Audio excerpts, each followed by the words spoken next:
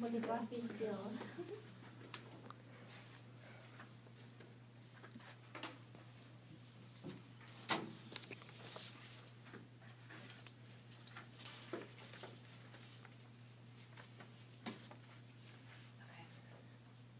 How many times have you been on an airplane when you've been sitting on a taxiway or a parking ramp and not going anywhere? You've probably been frustrated, looking up at the sky, saying, I don't see any thunderstorms, looking out the window, saying, I don't see any other airplanes. Why am I sitting here? Well, the answer is air traffic control. And air traffic control is my livelihood. Today I'm going to tell you a little bit about it and answer your burning questions as to why you get delayed either on the runway or in the terminal. According to Discovery Science, an airplane departs somewhere in the world every 4 seconds. According to the National Oceanic and Atmospheric Administration, 87,000 airplanes are airborne in the United States alone every single day. That's a lot of airplanes. It's a very complex system, and we all work together to ensure that you get to your destination on time. To give you an idea of how many airplanes are in this airspace at one time, I'm going to show you a quick little video. I don't have a projector, but you'll be able to get a good gist of it just by looking at this. This is a typical day in the United States. 5,000 airplanes at one time are airborne in the United States. In one time. Pretty cool. According to, I'm sorry, this won't shut off. There we go. According to the National Air Traffic Controllers Association, there's 25,000 air traffic controllers. And we're the ones who keep all these planes from running into each other. Today I'm going to tell you about the 3 elements of air traffic control that work together to keep your airplane safe. The first one is the tower. The second one is the radar approach controller. And the third one is the en route controller. So let's start at the beginning of your flight. As you're getting on your airplane, the co-pilot is calling the tower. This is the air traffic controller tower I work at Huntsville International. He is going to call one of the controllers up here, and he's going to get his clearance. The clearance tells him his routing along the way, his departure instructions, and what altitude he can expect. He'll get his clearance, and then they'll start taxiing out, and he'll call the ground controller, also in the tower, and he'll get instructions for taxi. The ground controller ensures that airplanes don't go head-to-head because airplanes can't put it in reverse. So we keep everybody clear, make sure that they're going to the correct taxiways and the correct runway. We coordinate vehicles, runway crossings, and make sure that everything is safe on the airport environment. The next controller that he'll talk to is also in the tower. This is called the local controller. The local controller is responsible for the runways and will clear the aircraft for takeoff and clear them to land. And will also sometimes provide a sequence. Here at Huntsville, we get a lot of military aircraft that come to practice, and we have to sequence our arrivals and departures with them. They'll just go around and around the airport doing touch and goes, touching down, going around, touching down again for hours sometimes. So we have to sequence those airplanes to fit in. After the airplane is cleared for takeoff, he goes to the approach controller.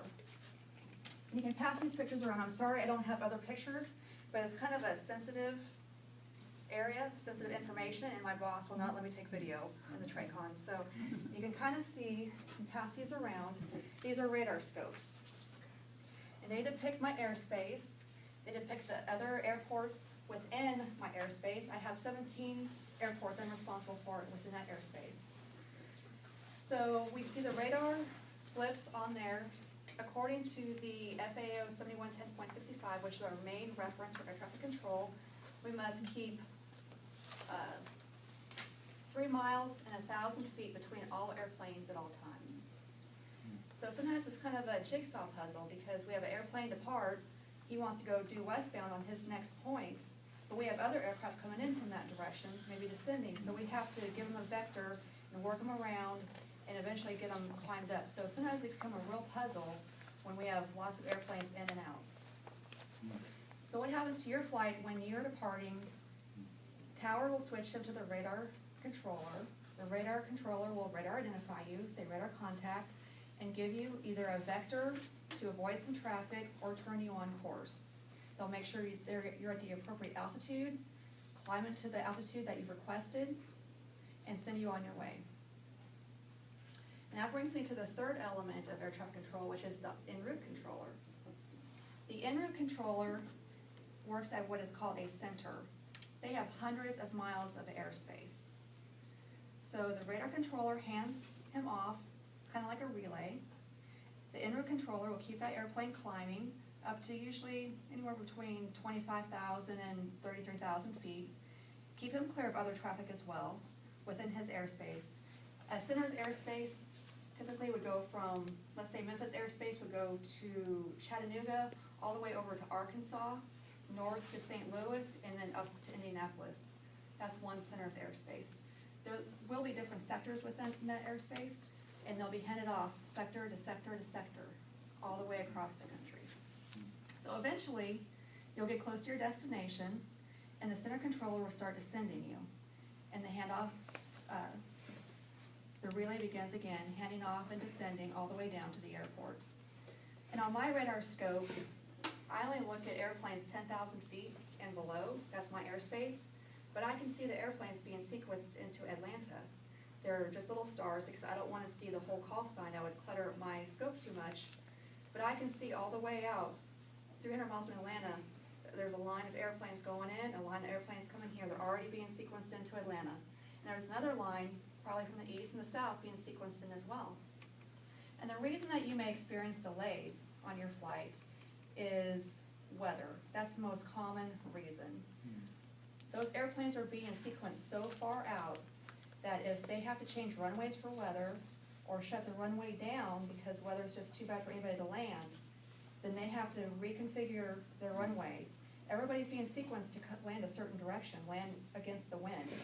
If the weather causes them to have to switch the runways, they have to take all those airplanes being sequenced hundreds of miles out and take them back around. And so that's why most of the time you're delayed. And what happens in the tower is we call for a release time from this unit called TMU, which is a traffic management union. They will give us a slot, a 3-minute window for that airplane to depart. And they have all these airplanes timed out across the nation. They're given a little time slot of 3 minutes that they can depart. Usually it's right on time, but if there's any kind of weather down the line, it could be half an hour, hour and a half. And that's why you experience delays. So I hope today you have learned a little bit about the complex air traffic control system that is constantly going on above your head, even though you don't realize it. And the next time you are delayed and sit in a terminal, you will not deprecate the air traffic controllers.